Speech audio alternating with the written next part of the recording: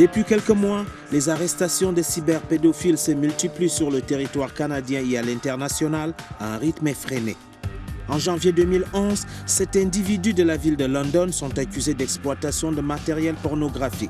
En février, c'est au tour d'un homme de 65 ans d'Ottawa de faire face à la justice.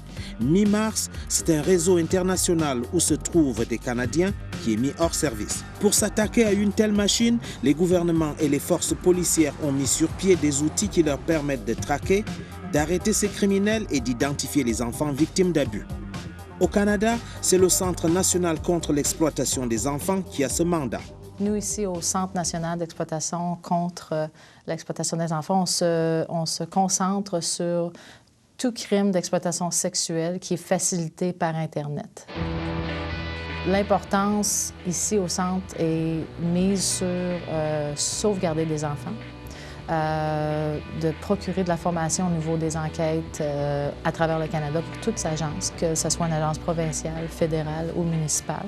Un des volets qui est très important ici au Centre national d'exploitation contre les enfants, c'est l'identification et la localisation des victimes ainsi que leurs abuseurs. Donc, nos efforts sont principalement concentrés à accumuler le plus d'informations possible pour ce qui est des victimes. Avec l'affût de la technologie qu'on a vu dans les dernières années, la félicitation de ce crime-là a été possible pour les délinquants d'augmenter la production et la distribution de la pornographie juvénile.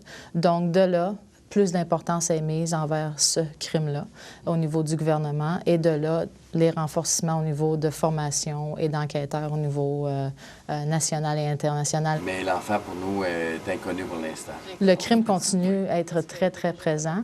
Je dirais que oui, le crime prend de l'ampleur dans le sens que la technologie y contribue grandement. Nous restons très à l'affût de la technologie qui se développe. C'est notre travail au niveau de l'éducation et de la formation ici au Centre, d'être capable de procurer à nos enquêteurs, que ce soit ici même à Ottawa ou à travers le pays et au niveau international, les outils nécessaires pour être capable de rester justement à un pas à l'avant de cette technologie-là qui devient de plus en plus disponible et accessible.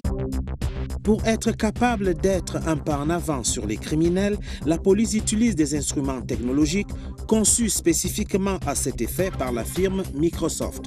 Le problème souvent qu'on retrouve dans nos cas, étant donné que l'Internet, c'est sans frontières, c'est important de se communiquer de façon hebdomadaire, de façon très régulière, finalement. Donc, si un enquêteur ici à Ottawa, par exemple, fait l'enquête sur un sujet spécifique, peut-être que ce sujet-là aussi est enquêté en Allemagne il y a 2 ans. Donc, l'importance d'être capable de communiquer cette information-là a mené à la création d'un système d'analyse qu'on réfère à CETS, C-E-T-S, qui en anglais est le Child Exploitation Tracking System. Ça nous permet de communiquer de façon virtuelle et sécuritaire à travers le monde. En plus de la technologie, les enquêteurs utilisent plusieurs astuces pour piéger les cybercriminels. Certains délinquants qu'on enquête sont des personnes qui sont très intelligentes, il ne faut pas se le cacher. Au niveau technologie, ils sont très savants. Donc, les techniques qu'ils utilisent, il ne faut pas tout le temps regarder trop loin pour savoir quelle serait une bonne technique pour nous à utiliser en retour pour être capable de, peut-être être capable de creuser un petit peu plus loin. Donc, au niveau du crime de l'heure, oui, en effet, ce n'est pas un secret que nous allons utiliser la même technique qu'une personne délinquante utiliserait pour aller rechercher l'attention d'une jeune ou un jeune de 13 ou 14 ans. Depuis environ 3 ans, on a vraiment une bonne idée de notre direction avec les outils nécessaires. On a été capable, grâce à ça, d'établir des projets de collaboration entre les agences canadiennes du maintien du droit ainsi que les agences mondiales qui font partie de ce groupe-là pour établir des projets qui nous ont permis justement de procéder à des arrestations spontanées au niveau mondial.